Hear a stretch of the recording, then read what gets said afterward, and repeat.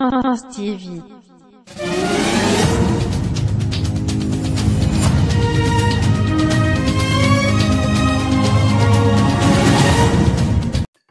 Bonjour chers abonnés, auditeurs et téléspectateurs de Prince TV. Asseyez-vous confortablement, je vous envoie faire le tour du monde de l'information en quelques secondes. Top, c'est parti. On poursuit maintenant avec un groupe musical des bordures lagunaires de la Côte d'Ivoire, plus précisément de Grand Laou. Il s'agit bien évidemment du groupe Aboutoroute qui fait son retour sur l'échiquier musical ivoirien en cette année 2019. D'abord, pour donner tort à tous ceux qui disaient que le Youssouba est mort en Côte d'Ivoire, les artistes ont disparu, le style musical est en train d'agoniser carrément, a complètement disparu, mais aussi et surtout à l'occasion de leurs 25 années de carrière. Voilà, ça fait 25 ans à Aboutoroute, ça date pas d'hier quand même. Et pour l'occasion, ils nous sortent leur 9e album qui sera bien évidemment composé de 10 titres. J'ai appris que David Taïro est dans l'arrangement, l'harmonisation, le mixage de l'album. Il y aura une collaboration avec Serge Beno, il y aura une collaboration avec Baby Philippe, il y aura une collaboration avec Kif No Beats. J'imagine déjà le degré de ces featuring, coupé, décalé, mixé à du Youssouba, le rap ivoire mixé à du Youssouba. On attend de voir ce que ça va donner et j'espère pour le groupe que cet album-là fera un grand boom qui, pourquoi pas, dans quelques mois leur permettra de faire, sait-on jamais, un concert au Palais de la Culture pour la célébration de leurs 25 ans de carrière. Parce que voilà, c'est Youssouba quoi, c'est Aboutoroute. On continue. Prince TV. Aïka e souman o, mom yaïka e souman e, sranka ou limye wabo, sranka kota bie wabo, aïka naswo.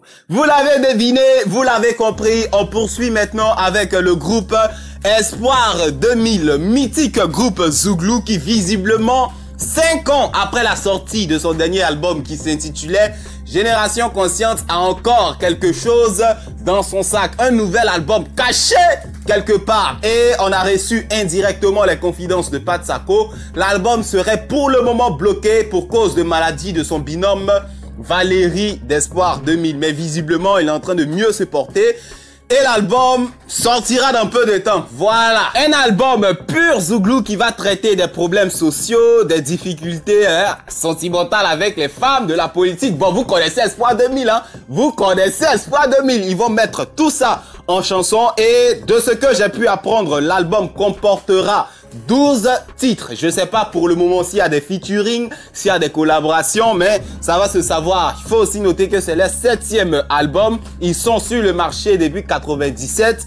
Ils se débrouillent comme ils peuvent. Donc, on attend un peu de temps la nouvelle sortie d'Espoir 2000. On espère que ça va faire un boom comme leurs précédents albums. Et pourquoi pas profiter pour faire un concert quelque part au Palais de la Culture là-bas. On continue. Prince TV. On poursuit ce journal maintenant avec une grosse collaboration États-Unis d'Amérique, Nigeria. Voilà, on l'a appris sur les comptes sociaux de l'artiste Davido qu'il a un gros featuring déjà prêt mais en cours de téléchargement pour nous. Sur les réseaux sociaux, on l'a appris et tout sera prêt le 28 juillet. Voilà, les gros artistes nigériens sortent pour aller faire des gros featuring avec les grosses stars américaines. Moi, personnellement, ça me fait un pincement au cœur quand je vois ce genre de collaboration pendant que nous, nos artistes ivoiriens du coupé décalé restent à s'entretuer sur le million de vues, restent à s'entretuer dans les petites collaborations, dans les petites comparaisons. Au lieu de sortir, je l'ai déjà dit plusieurs fois dans mes décryptages sur cette chaîne, au lieu de sortir, aller chercher des gros featuring parce que c'est tout ça qui fait que les Nigérians sont loin devant nous. Eux, ils font les grosses collaborations. Nous, on est là encore en train de se mélanger, de s'entretuer. Qui a remporté quel trophée? Qui a boycotté le concert de qui? Trop de choses. C'est humiliant pour la musique ivoirienne. Sortez! Allez faire les gros featuring aussi. C'est tout ça qui fait qu'on est derrière et puis on peut pas avancer. Il y a trop de choses qui se passent. Ça me donne la chaleur. On continue! Prince TV. On poursuit maintenant avec DJ Arafat Yoruba Virus Samah Daishinkan 12500 volts d'animation numéro 1 du coupé décalé qui une fois de plus vient de consolider son rang, vient de consolider son trône de numéro 1 du coupé décalé en ayant remporté il y a quelques heures seulement la nuit d'hier le prix par excellence à Life Choice Awards. Alors, moi j'étais assis tranquillement, je voyais sur les réseaux sociaux les gens en train de se lamenter comme quoi Arafat est dépassé dans les classements, comme quoi il y a tricherie dans le système de sécurité, comme quoi il y a des votes fictifs qui sont ajoutés à Moula Oumar pour dépasser Arafat. Je les regardais, certains même m'écrivaient pour que je fasse des réactions. Moi, je croisais les bras. Ça y est, ils n'avaient pas compris pourquoi Arafat a décidé de les baptiser la Chine populaire. Au lieu de rester là à pleurer, les gens n'avaient seulement qu'à se lever pour aller voter. Et finalement, c'est ce qui est arrivé. Arafat a remporté le prix par excellence.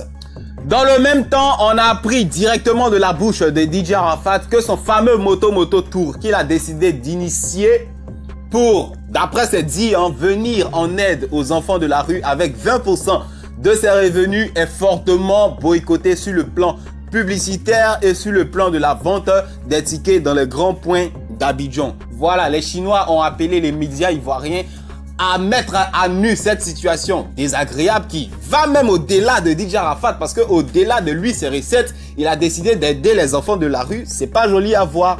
Mais pour notre part, nous vous annonçons que nous ne ferons aucune vidéo sur ce dossier car nous sommes persuadés, en tout cas pour ceux qui connaissent Arafat depuis 2009, pour ceux qui connaissent vraiment l'impact de l'artiste sur le terrain, pas seulement sur les réseaux sociaux, mais sur le terrain, une chose est sûre, avec ou sans affiche publicitaire, DJ Arafat ne tapera jamais et ne peut jamais taper poteau à Abidjan. Donc, il n'y aura pas de vidéo spéciale. On laisse les choses telles quelles. L'artiste a déjà parlé. Ceux qui se sentent concernés vont se lever pour aller où il faut avoir les tickets, au-delà même des affiches publicitaires, au-delà des panneaux, je sais pas quoi. Arafat ne peut jamais taper poteau à Abidjan. Voilà, on va pas trop s'attarder sur ça. On continue. TV.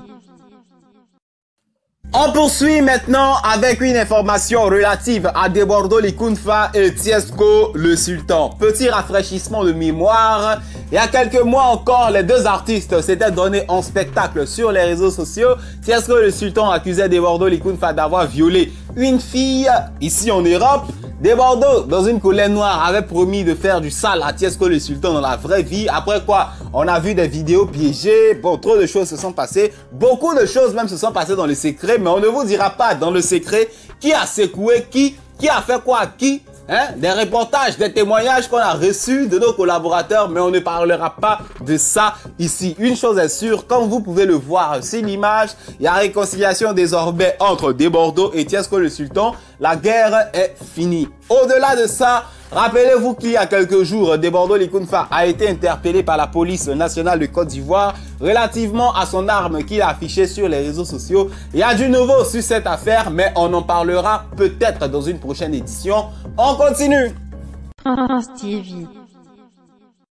On termine ce journal maintenant en sport, en football avec les internationaux ivoiriens. Voilà, la CAN est finie il y a quelques temps. Ils ont éliminé les éléphants, les gens ont pleuré, les gens ont eu goumé, mais la carrière footballistique des acteurs continue. Voilà. Et c'est dans ce cadre qu'il y a quelques heures, Eric Bertrand Bailly avec son club Manchester United affrontait Tottenham dans le cadre des matchs de pré-saison. Et malheureusement, Eric Bailly a contracté encore une nouvelle blessure qui va encore l'éloigner des terrains. Voilà, il s'est blessé parce que vraiment, la saison passée, il n'a joué que 12 matchs pour cause de blessure. Cette fois-ci encore, il est blessé. J'espère qu'il n'est pas en train de subir le même sort que Abou Diaby d'Arsenal à l'époque et que les blessures ne vont pas lui gâcher la carrière. Bon, quand bien même il est jeune, hein, il est jeune sur sa licence. En plus de ça, niveau transfert, on s'intéresse maintenant à Nicolas Pepe qui malheureusement, a-t-on appris, n'a pas vraiment brillé lors de la CAN alors qu'il était attendu. Ça n'empêche pas quand même de grands clubs européens de s'intéresser à lui, voilà.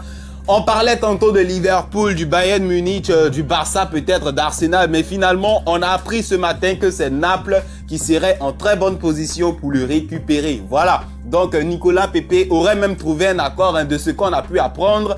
Ses managers se sont déplacés, son agent s'est déplacé et visiblement, il est fort probable que Nicolas Pepe rejoigne Naples. Pas le Bayern, pas Arsenal, pas le Paris Saint-Germain. D'ici là, c'est tout pour cette édition. À bientôt sur notre chaîne et n'oubliez pas de vous abonner si vous êtes nouveau. Voilà, c'est entièrement gratuit. Au revoir.